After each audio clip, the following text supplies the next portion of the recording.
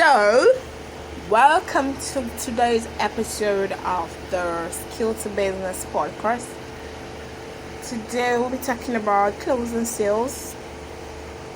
You know very well that an important part of business is closing sales. You are not in business if you're not having sales. Today at the office, there was a discussion and two guys were actually talking, and somehow their conversation floated to me. I heard when they were saying, one of them was asking the other person what kind of business he does and all that, and then he was having sales consistently every month, and he was saying that last month he had no sales, and this month he has not had even any sale.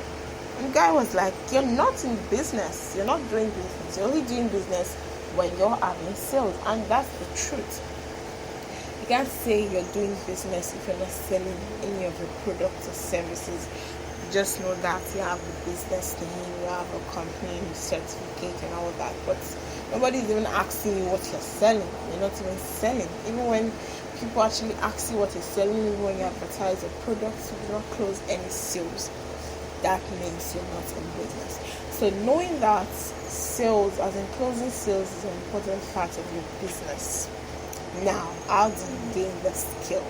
Yesterday I closed a deal that got me a sweet credit lot. And this is just the 8th of June. And I'm already halfway to our monthly goal for the month. So, what am I saying?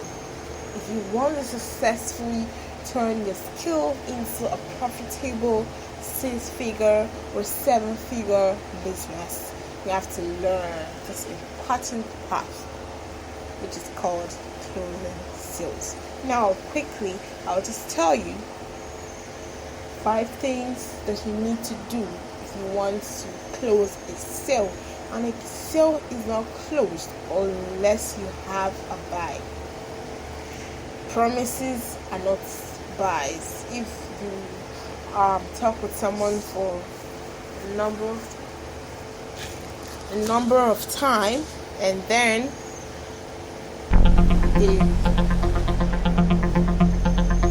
they talk with someone for a number of time, and then they tell you, okay, I'm going to buy, but I'm not ready right now. You've not closed that sale. You've only closed a sale when it ends in a buy, when it ends in the money exchange. When money enters your account, then you have closed that sale. Now, the first thing you want to do, don't talk too much. Don't talk too much. You can't close a sale when you're consistently talking to the prospect. The prospect is not saying anything. You're the person talking. If you're the person talking in a sales discussion, just know that person is not interested. If the person is interested, they'll be talking, they'll be asking you questions, they'll be asking you prices, they'll be asking you a lot of things about what they want to buy. But if you find out you're the only person talking, you're just talking and talking, our product does this, our product does that, blah blah blah, the person is not even asking you any question, Mr. Man or Mr. or Miss Woman or Miss Woman, just close your mouth. People like to hear themselves talk, so people like to read themselves. Whether you're trying to close a sale through phone call or through chats or whatever medium you're using, make sure that you're not talking too much. Number 2, ask a lot of questions. Instead of just talking and happing about your products and services and your company and what it's doing and not doing, ask a lot of personal questions. When I mean personal questions, I don't mean asking the person about their wife or how their night went. No, not that kind of personal. Relevant questions that are pertinent to the use of your product or service. For example, as a publisher, if someone comes to me and start asking for any of my services, I'm going to ask you, what is your goal? Why do you want to buy this service? Yes, it's very important. I ask you, okay, what's the book like? Tell me about your book. If the person, for example, wants me to, edit their book, or if someone wants us to publish their book, I ask, tell me about your book. Okay, what's the goal for this book? From my questions, I can determine what your real pains are. Some people come to ask for editing service, whereas they don't even know what to do after the editing. They just know that they told them that after you write your book, you must edit it before you publish. But after editing, they don't know what's next. They are confused, but some of them are not ready to open up and say, oh, look at it, I'm confused, I don't know what to do.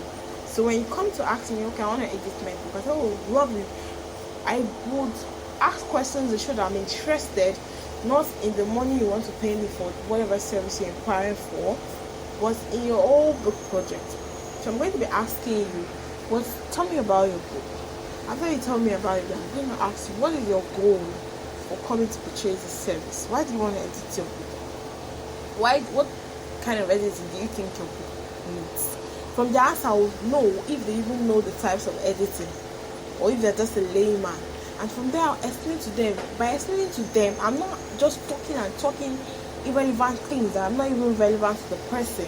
I am not talking things that are important to the person. And from this relevant talking, because I'm asking questions and I'm answering the question, I'm not showing this person that I know what I'm doing. I'm not showing this person that I am an expert in this niche. So the person will begin to trust me more and will begin to open up to me. So the person is going to tell you that, oh, after this editing, what's next? I don't even know what's next. I've never done this before.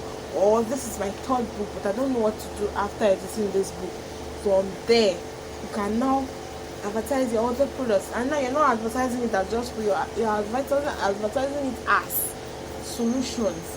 Now I'm going to tell you that, oh, after editing your book needs this, your book needs that, this is next thing, this is next. And then the person is definitely going to ask you, do you offer these services? Can you help me do them? And once you say yes, that's finished. The next thing you get is what? Credit alert. So that is it. But some people will talk and talk and talk. You're not even asking the client any question. You're just talking and talking irrelevant something. And then the next thing the person will tell you, okay, I've heard, I will get back to you. And you'll be angry. You say people are coming to waste their time. I've heard somebody who said that people are coming to the inbox to waste their time. You allow somebody to talk and then you say, I'll get back to you. Yeah, because you're not convinced the person that they need your product or service. There's a way you convince somebody the importance of your product or service. And even if the person doesn't have money, the person will be begging you that by this time, remind me, oh please. That's when you know that yes, you have convinced that person. And once the person just tells you, okay, I'll get back to you, the person is not interested. The person is not convinced. The person just wants to end that conversation because you're talking too much. So talk less, ask more questions. Number 3, psychoanalyze your prospects. From your questions, you can analyze what kind of client this person is. You can just, it takes practice. You may not get it the first time, but with consistent practice, you're going to get it. So just try and, try to analyze the person. What kind of mood do they have? What kind of personality do they have? From my sales discussion yesterday, I could tell that my client is someone who has a bit of ego. He likes premium services. He likes to brag that yes, I bought their premium service. I didn't buy basic. Because the first thing I talked to him about was the basic plan. Because he wanted editing already. He had already done his manuscript. He has his manuscript and all that. Because what we usually offer the premium plan to people who want ghostwriting services as well. But from my discussion, I could tell that he has a bit of ego. So what did I do? I advertised our VIP plan that has not even been launched. We've added something to our services and we made that available only for those who are ready to pay premium and not just premium plan, VIP plan. We've not even launched that yet. But from my discussion, I could tell that he's a kind of ego person. He likes to, he wants to buy things not just because of their value, but because of their premium, the premium added to it. He just wants to brag that he got a VIP plan. So what did I do? I talked to him about our VIP plan, and I made it in such a way that he couldn't resist. And that is the fourth thing you need to do. Make an irresistible offer. Whatever you're doing, take your eyes away from whatever payment the person is going to give first. Because in the way you package your offer, you're never going to get more than what you planned to sell that product or service at. Yes. Because the way you package, you make your offer so irresistible. The person is going to want to pay even anything you want to charge. So what did I do?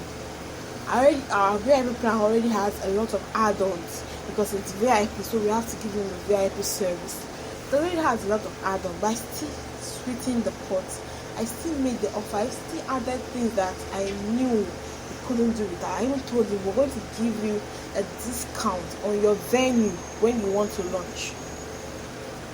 Do you see that?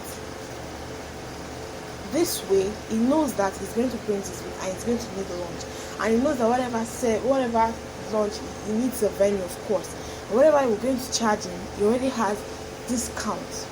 Everybody likes to save money. You don't want to buy something, go for, when they tell us 10% discount, you go there. You don't even know if the discounted price is the same thing as the original price. You don't know. But the fact that we've seen 10% discount, that's the one we want to buy.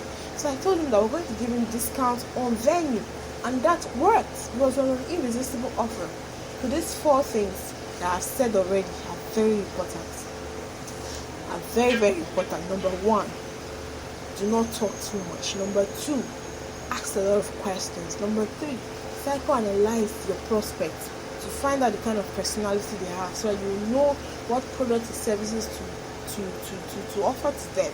And number four, make your offer very irresistible. And then the final one, when you get to the point where you've seen that your client is a bit convinced, do not hesitate to close the deal. And how do you close the deal? Give them your account number. Not slam them with the price of the product. Don't hesitate. Don't hesitate. When you hesitate, you will lose them. Immediately you've seen that, yes, you've given them everything they need, give them the price and send your account number immediately. When you do this, the person will not have any other excuses. If they have the money at that time, if you have not been advertising to the wrong clients, because it is very important that before you even talk about closing sales, you should have been advertising to the right audience, because you don't want one audience that cannot pay for your product or service. That's why you need to do some client analysis, your personal analysis. Your ideal customer should be financially buoyant enough to pay for your product or services. So when you get to that point where your prospect is almost convinced, or you can see from your conversation that they are sold on the idea, on the product or the service, slam them with the price and send your account number or whatever you're supposed to send for them to make the payment. And I always tell people, make your payments very easy. If your clients are abroad, have a payment platform where they just need to sit in their house and pay you using a link. Don't stress them.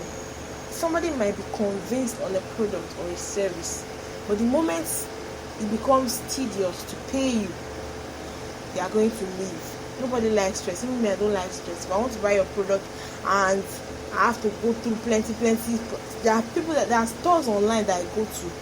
I want to buy a product. I have to sign up. I have to fill this one. I have to fill this one. I have to fill the other one. I'll just leave. It's not by force. So I hope that you've learned a lot from this 15-minute podcast. This episode, I hope that you're really learned a lot. So shoot me questions in the comments. If you have any questions, shoot them in the comments and I'll be attending to them. Thank you.